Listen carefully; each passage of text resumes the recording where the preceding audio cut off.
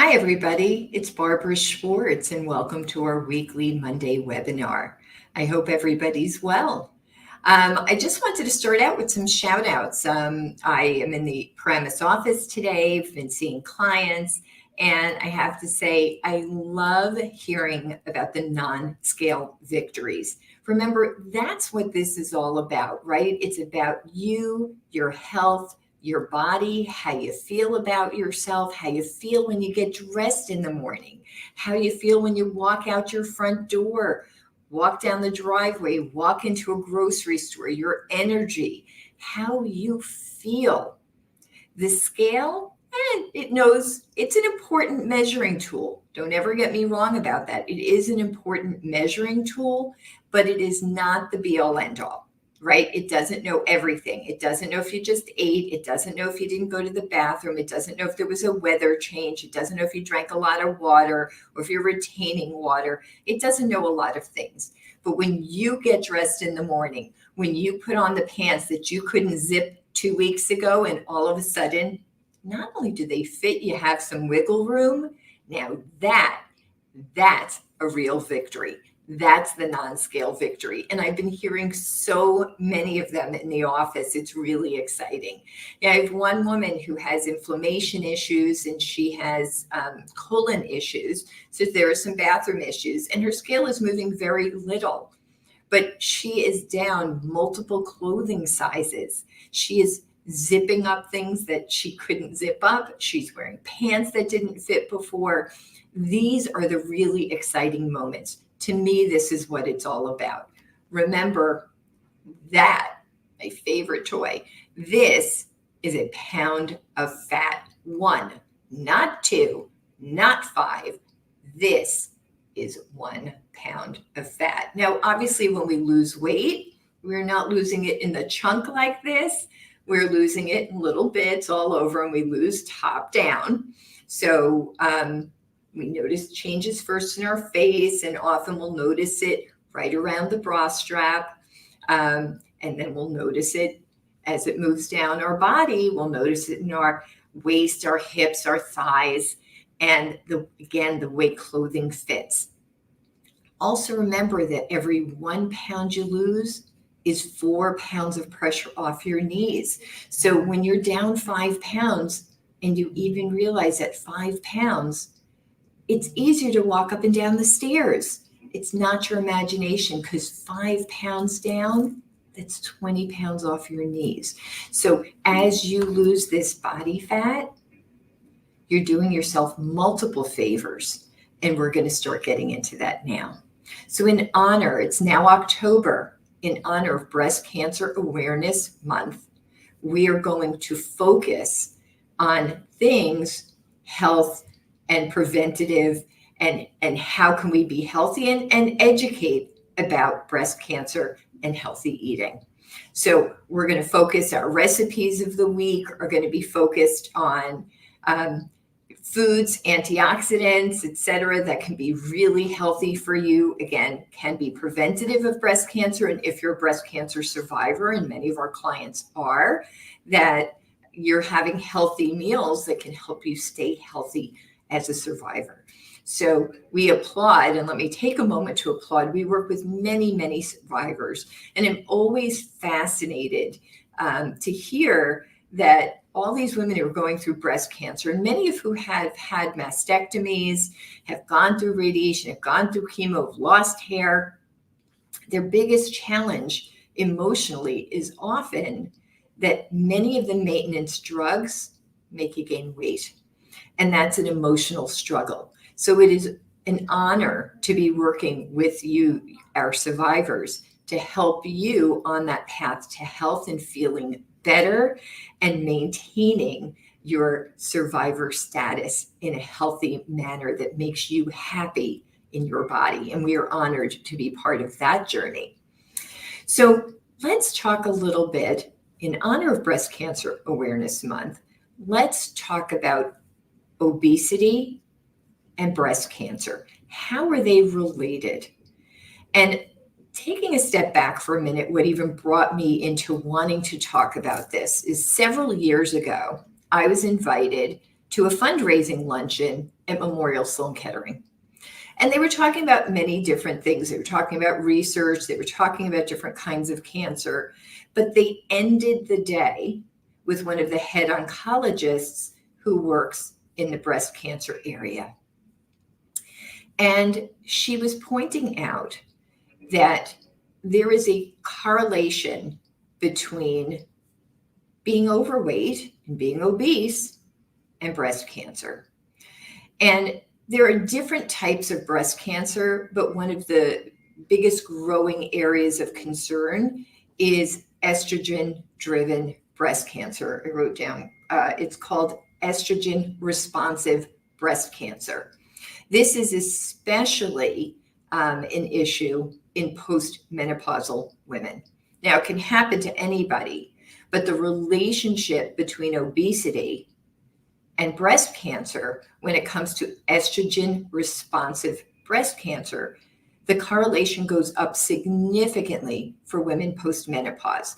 And the reason for that is that when we are in our menopausal years, our ovaries are the primary generator of estrogen. And it turns out in our post-menopause years, it's adipose tissue. What is adipose tissue? Fat. Our fat tissue is what generates estrogen. So the bigger the fat tissue, the more estrogen we are generating. And I wrote down some statistics. Around 80% of breast cancers are estrogen responsive breast cancers.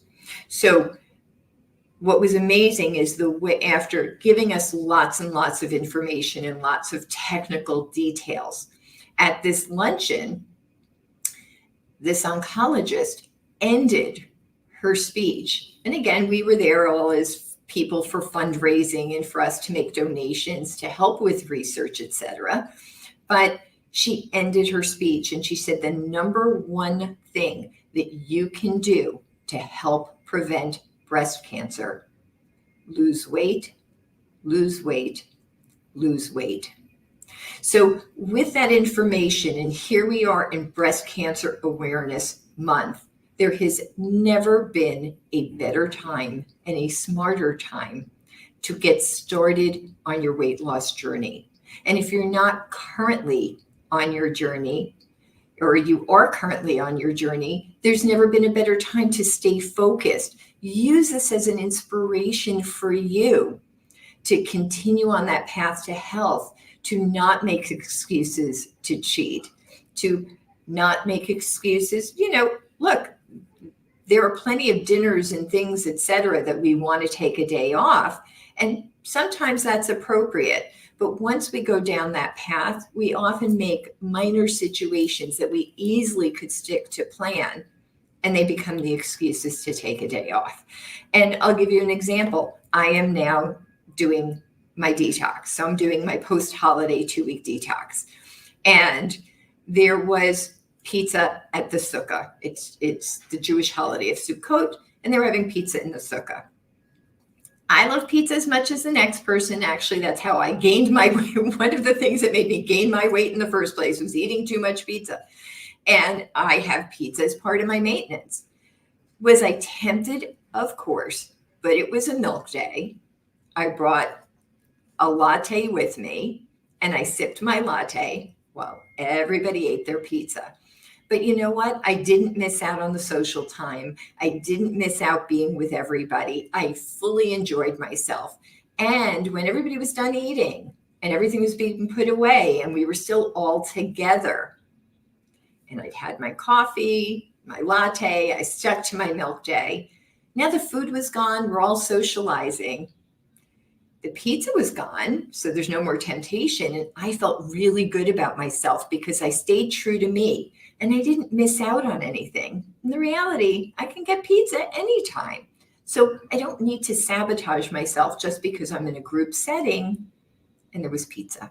Yes, there was temptation, but you know what? Temptation is always around. What are you going to do with it? I said, I am more important, right? So I don't want to miss out on the occasion. but I also don't want to miss out on my detox, my cleanse, my weight loss, because there's no one in this room for me that's more important than me. And that's also part of our focus, right? Is you need to make yourself the most important person in your world. That doesn't mean your spouse and your kids and your parents and your loved ones shouldn't be important to you. They should. But it's really important for your success to make yourself one of the most important, or actually the most important person in your world. That leaves you more room to take care of others. So, key is, let's use this time as motivation. We're also in the month of October. Think about it. In less than 8 weeks is Thanksgiving. During this month, you could be down 10, 15, 20 pounds. Before Thanksgiving, you could be down 30 pounds. How awesome would that be to go into Thanksgiving and have something to be thankful for? So, or something else to be thankful for. So the key is, going back to, again, Breast Cancer Awareness Month, excess fat. When we have more fat on our body than we need, that generates more estrogen.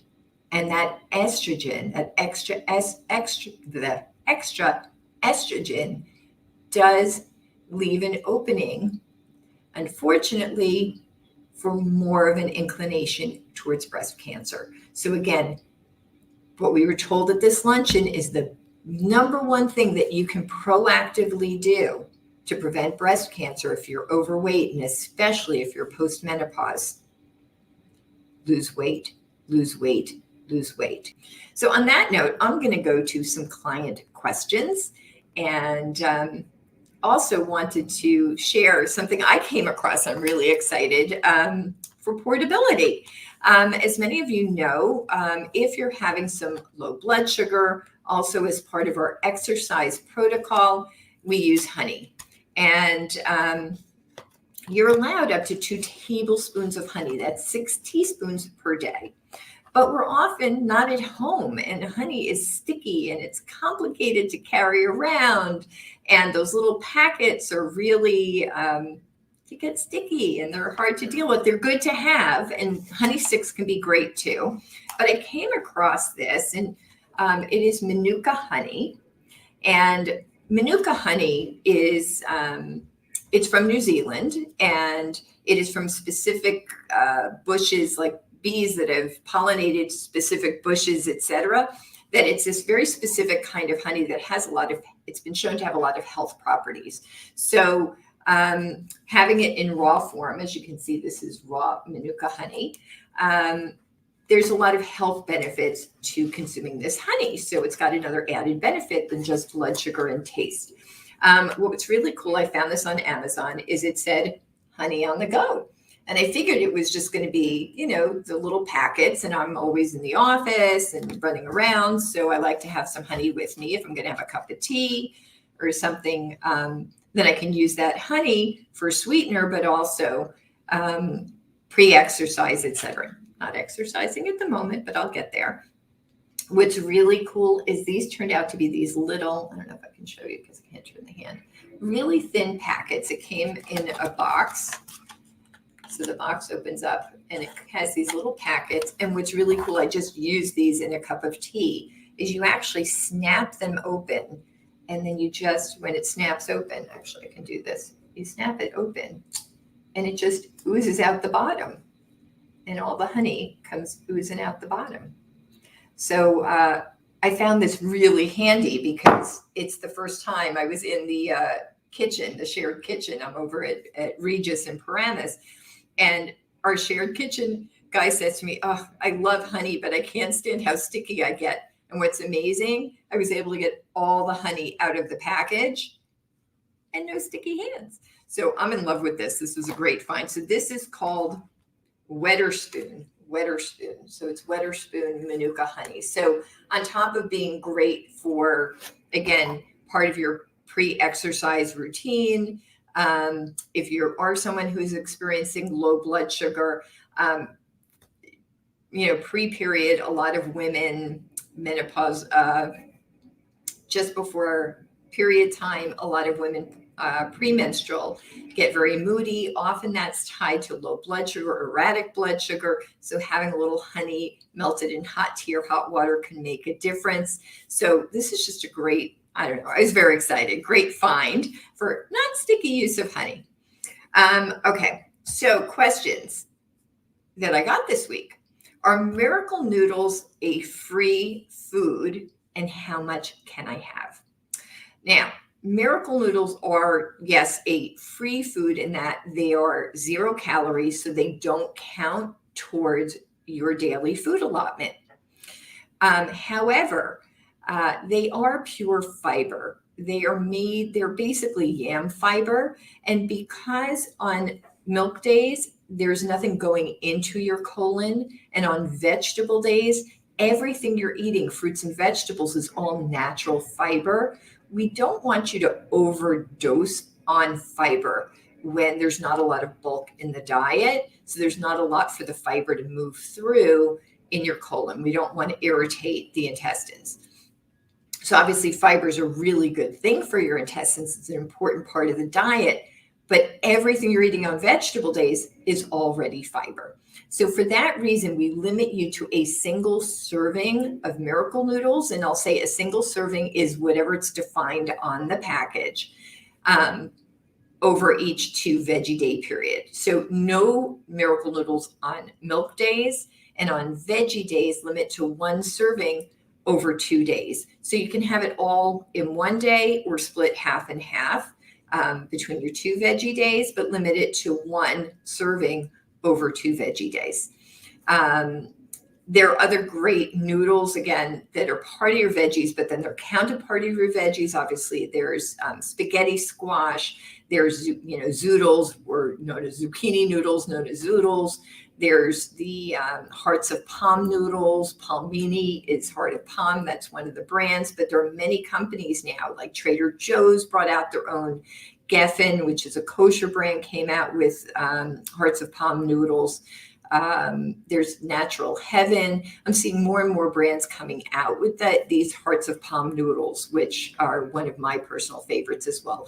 There are also kelp noodles, which are also a free food, but only on vegetable days. Do I count plantains as fruit or part of my vegetables? Plantains are part of the banana family, therefore they're part of your fruit. So remember, 1 cup of fruit is 1 serving, and you're allowed 2 cups of fruit on your vegetable days. So you would count your plantain as part of your fruits. So I'm going to sign off and say thank you so much for joining me. Let's make October an amazing month, and let's lose heaps of weight together